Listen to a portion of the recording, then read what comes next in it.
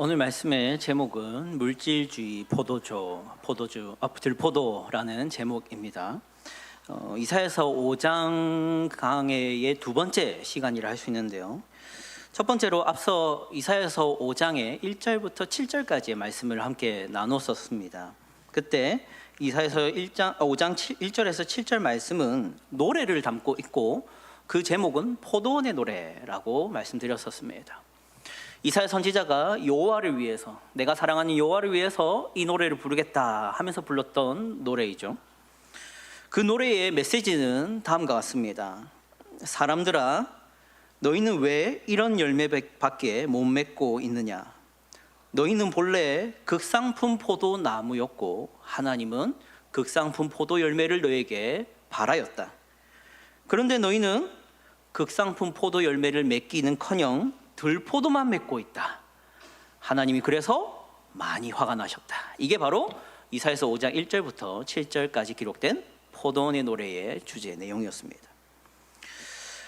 이런 말씀이 요구하는 요구가 있었습니다. 그것은 바로 우리가 들포도만 맺고 있다라는 것을 겸손히 인정하라. 이것이 하나님의 요구였습니다. 그러나 이것은 쉽지 않은 문제입니다. 하나님이 생각하는 포도 열매와 우리가 생각하는 포도 열매의 기준이 너무나도 다르기 때문입니다. 하나님께서는 저 위에 있는 기준을 가지고 우리에게 열매를 요구하고 계시지만 우리는 이 정도의 열매를 가지고 내가 괜찮은 열매를 맺고 있다 생각하기 마련이기 때문이죠. 그래서 하나님께서는 우리와의 이러한 간극을 메꾸시기 위해서 8절 이하의 말씀을 하고 계십니다. 8절 이하의 말씀은 우리가 맺고 있는 들포도가 어떤 들포도인지를 하나님이 이제 하나하나 지적하시는 말씀들이라고 할 수 있는데요. 오늘부터 이 8절 이하의 말씀을 통해 하나님 편에서는 무가치하며 죄악으로 여겨지는 삶이 무엇인지를 같이 알아가면 좋겠습니다. 8절 말씀 같이 한번 읽어보겠습니다. 8절 말씀입니다. 함께 읽겠습니다. 시작. 가옥에 가옥을 이으며 전토에 전토를 더하여 빈틈이 없도록 하고 이 땅 가운데에서 홀로 거주하려 하는 자들은 화 있을진저. 아멘. 먼저 이런 말씀을 좀 나눠야 될 것 같습니다. 여러분도 아시다시피 대한민국은 어떤 경제 원리로 돌아가고 있는 나라입니까? 우리 경제는 시장 경제라고도 하고요, 자본주의 경제라고도 합니다. 자본주의 경제의 핵심은 사유재산 제도라는 것이 있는데요, 이 사유재산 제도란 내가 가진 것, 내가 가진 물건은 오직 나에게만 고유하게 기속된다. 그것을 법적으로 보호해주는 것, 그게 바로 사유재산 제도라고 할 수 있습니다. 그래서 이러한 사회에서 살아가고 있는 저희는 열심히 일해서 내가 번 돈으로 내가 산 것은 누구의 것이 됩니까? 내 것이 된다라고 믿을 수 있는 것이죠. 이 사유재산 제도가 있기 때문에 우리는 누군가가 나의 물건을 가져갔을 때 그것을 도둑질이다라고 말할 수 있고 경찰에 신고하면 잡아주기도 하는 것입니다. 그게 바로 대한민국이 가지고 있는 자본주의 시스템이라고 할 수 있습니다. 여러분은 사유재산 제도를 어떻게 생각하십니까? 악한 법이라 생각하십니까? 아니면 좋은 법이라 생각하십니까? 당연히 이 대한민국에서 살아가고 있고 직접 번 돈으로 자신의 물건을 사고 계신 여러분들 입장에서는 이 사유재산 제도를 좋은 것이라고 말씀하실 것입니다. 각자가 열심히 일을 해서 돈을 벌고 땅을 사고 집을 사고 차를 사고 가구를 사고 냉장고를 사고 하는 그 모든 것들이 우리의 자유라고 말씀하실 것입니다. 그러나 만약 이런 삶을 비난하는 사람이 있다면 어떻게 생각되십니까? 각자가 열심히 일해서 번 돈으로 땅을 사든 차를 사든 우리의 자유인데 누군가가 이것을 비난하는 것입니다. 너희가 너희 돈으로 열심히 일했다 하더라도 너희 마음대로 그것을 쓰고 소유하는 것은 악한 것이다 라고 말한다면 여러분은 이 사람에 대해서 어떻게 생각이 되십니까? 그런데 문제는 이런 사람이 정말로 우리 곁에 있다라는 것입니다. 그 사람이 누구입니까? 바로 우리 하나님이시다라는 것이죠. 다시 한 번 더 8절 말씀을 보겠습니다. 8절 말씀에 노란색으로 제가 강조한 것이 있습니다. 함께 읽어보겠습니다. 시작. 가옥에 가옥을 이으며 전토에 전토를 더하여. 아멘. 가옥에 가옥을 잇고 전토에 전토를 더하는 사람입니다. 뭘 하는 사람입니까? 지금 집을 한 채 가지고 있는데 한 채를 더 산 사람입니다. 땅을 가지고 있는데 땅 하나를 더 샀을 뿐인 사람에 대한 이야기인 것이죠. 그런데 이 8절에서 하나님은 이 사람을 얘기하면서 마지막에 뭐라고 말씀하고 있습니까? 화 있을진저라고 말씀하고 있는 것이죠. 그냥 이런 사람입니다. 집을 한 채 더 샀을 뿐입니다. 돈을 열심히 벌어서 땅을 하나 더 샀을 뿐입니다. 근데 이런 사람에게 하나님은 화 있을진저라고 말씀하시는 것이죠. 하나님께서 이런 사람에게 화를 내고 있다는 이유를 우리가 본다면, 그러면 사유재산 제도를 악하다라고 말해야 하는 것이겠습니까? 기독교인들은 지금 당장 저기 국회의사당에 가서 피켓을 들고 사유재산 제도, 내가 열심히 일해서 그 돈으로 내가 사고 싶은 걸 사는 것은 악한 것입니다 라고 시위를 해야 하는 것이겠습니까? 그렇지 않습니다. 하나님께서는 지금 단순히 재산을 모으는 것을 악하다라고 말씀하고 계시는 것이 아닙니다. 그것은 하반절에 나오는데요, 5장 8절 말씀, 다시 하반절 말씀만 보겠습니다.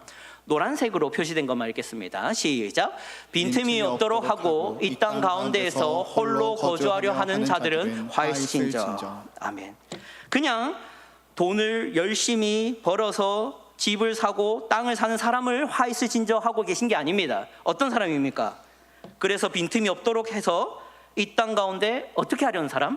홀로 거주하려는 사람에게 하나님은 지금 화가 나셨다라고 말씀하고 계신 것이죠.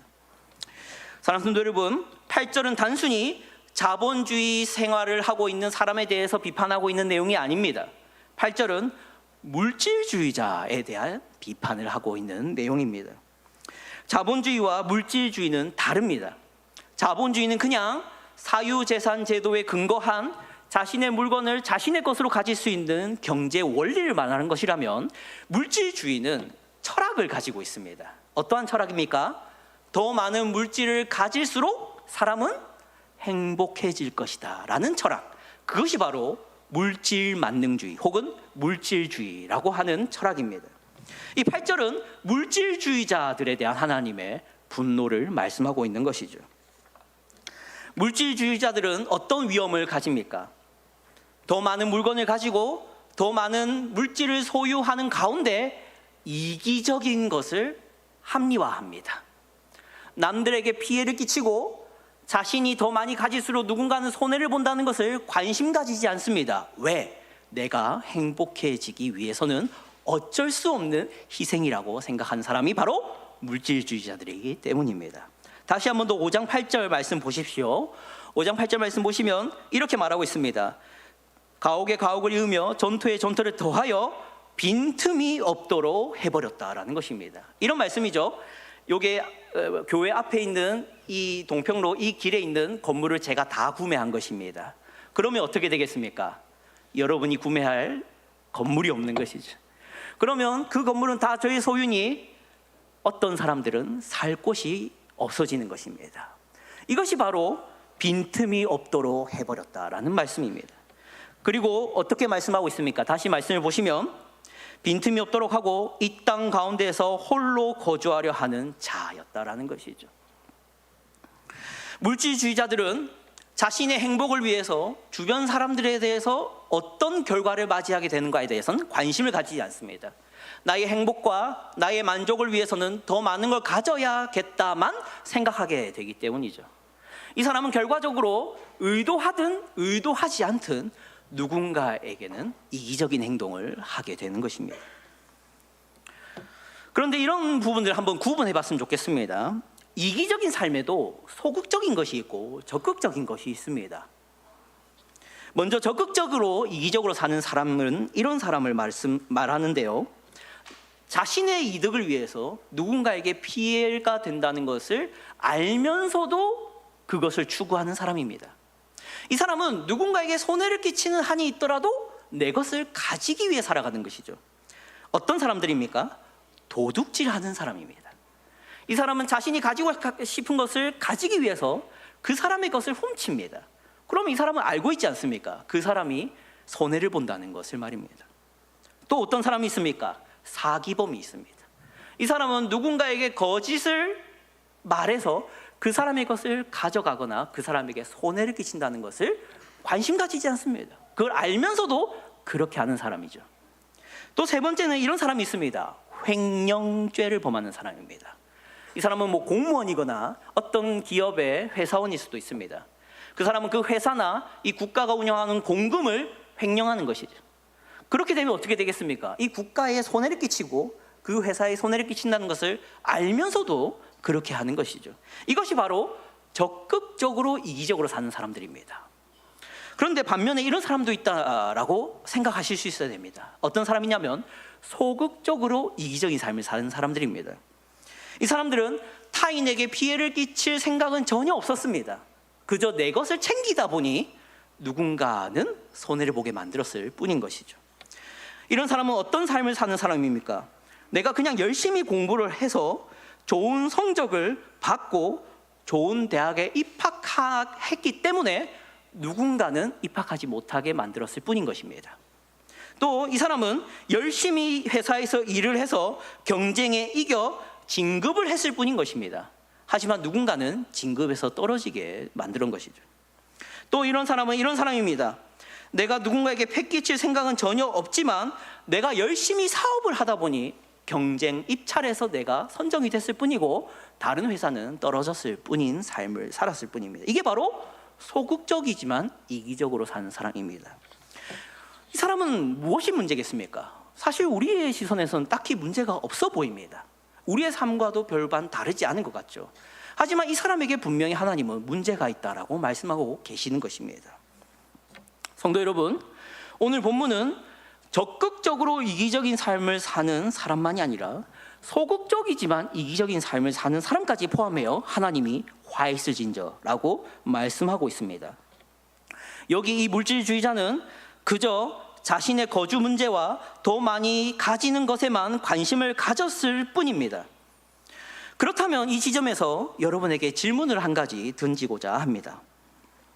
앞서 언급드린 적극적으로 이기적인 삶은, 그러니까 도둑질과 횡령과 사기와 같은 삶은 죄악된 삶이라고 인정이 되십니까? 인정이 되실 겁니다. 하지만 나중에 말씀드린 소극적으로 이기적인 삶은 죄악된 삶이라고 인정이 되십니까? 잘 안 됩니다. 내가 열심히 일했을 뿐입니다. 내가 열심히 돈을 벌었을 뿐입니다. 내가 열심히 노력하다 보니 진급을 했을 뿐입니다. 내가 의도하지 않았지만 누군가가 손해를 봤을 뿐이지 내가 그것을 원한 것은 아니었을 뿐입니다. 하지만 하나님은 이런 삶을 들포도다라고 말씀하고 있는 것이죠. 이것은 내가 원하던 열매가 아니다. 내가 너에게 기대하고 내가 너에게 원하던 선한 열매가 아니다. 나는 그것을 보고 싶은데 너는 그것을 맺지 않는구나 라고 말씀하고 계시다라는 것이죠. 9절과 10절 말씀 보겠습니다. 하나님은 이렇게 이런 사람들에 대해서 진노하고 계십니다. 함께 읽겠습니다. 시작.